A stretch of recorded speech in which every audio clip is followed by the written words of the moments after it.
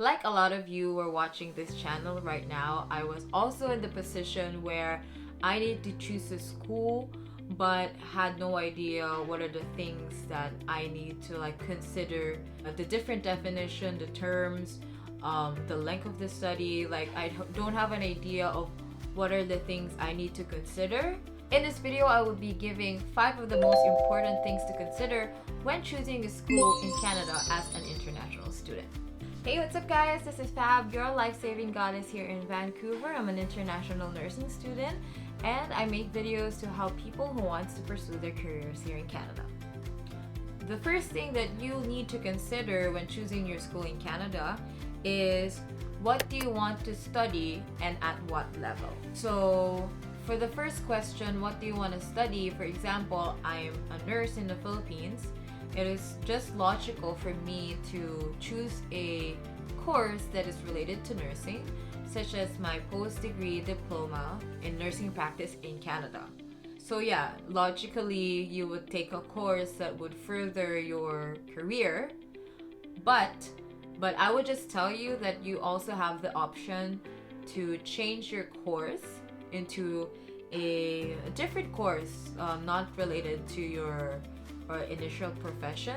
I am a nurse in the Philippines, but I initially applied for early childhood education, and I just needed to craft a really nice explanation letter or a letter of intent or statement of purpose, something that you need to submit to the immigration. So you just need to explain why you want to leave that career and go find another career that will like potentially make you happier and more productive, something that you would really want to pursue given the chance. And now is your chance to change your careers when you come here to Canada. Another thing that you need to consider regarding your program level or like the type of program you want to apply for is that it should like be logical in a sense that if you're gonna take like a post-degree diploma or a post-degree certificate and you already have a master's degree in like nursing, for example, they're gonna consider it as a step down because like master's here in Canada is a higher level than postgraduate degree diplomas or certificate. They're gonna question the logic. You might like be not approved because like for them, you already have your master's in the Philippines, you already have your master's or your doctorate. Why are you gonna study something that is less of the degree that you already have, like the master's? So like a post-degree diploma is less, it's not a master's course, it's not a master's program. You want to be approved and you don't want the immigration officers to be like second guessing your intent to study here. Second thing that you need to consider is which Canadian university offers the program of your interest. Things that you need to think about is like what province do you like to like study at, what province do you want to live at, consider the cost of living in that province or the city you want to study in. Also, do you have relatives in Canada? Because you know it's much easier for you to like adjust and survive technically if you have relatives here, but I'm not saying that you cannot. It will just make life easier for you, okay? So finding the university, once you know which province or city you want to live in or study at, you can use the Google.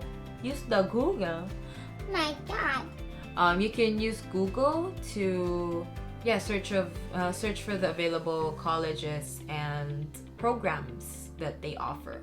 Another thing to consider when choosing your Canadian school is that are they considered a designated learning institution or DLI, and do they offer postgraduate work permit or PGWP?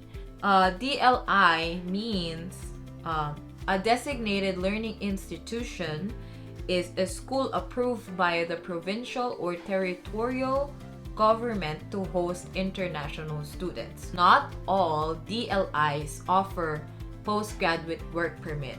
So why is it important that you will have like a postgraduate work permit?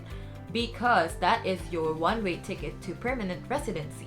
When you study here, you are allowed to work afterwards. If you don't have the postgraduate work permit, you are not allowed to work. Simple as that. How can you check if they are DLI or PGWP? Simple. I will link it down in the description box below.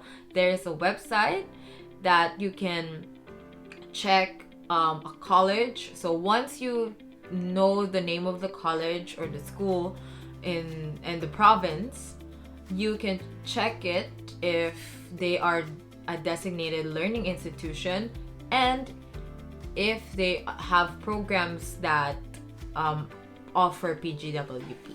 The third thing that you need to consider when choosing your school or program is what are the admission requirements and what is the cost to study. So the requirements would like vary from program to program. If you want more information about that, I have a separate video about like study permits, study requirements. For Filipinos, I could say that usually they would require you an IELTS or like an English test that you would like that would prove that you can survive in an English speaking country. Diplomas, transcript of records, police and NBI clearance, of course like an updated passport, a valid passport. You also need to consider the average grade that you need to maintain to continue studying. Tuition fee is really important. If you're interested to knowing how much my student permit application costs and my tuition fee or like my initial deposits, I have also a different video about that, and again links are in the description box. Okay, the fourth thing that you need to consider is how would you finance your program? Meaning, would it be from your savings? Would it be loan from a family member who wants to help you out? Would it be from your parents, etc., etc.? And the last thing that you need to consider is when and how you would submit your application. So like most of the schools here would like utilize online submission. So you need to scan the documents, pay using your credit card, what else? Fill out forms electronically. So yeah, usually for the school and also visa purposes, usually it's also online. Submit as early as possible. Slots in my program fill up usually really fast, so the earlier you submit, the better. If you want to learn more about my student life here in Vancouver, make sure to click the subscribe button and the notification bell to stay updated. That's it for now. If you have questions, don't hesitate to comment down in the comment section below, and I'll see you on the next video. Stay fabulously brave and beautiful. Bye!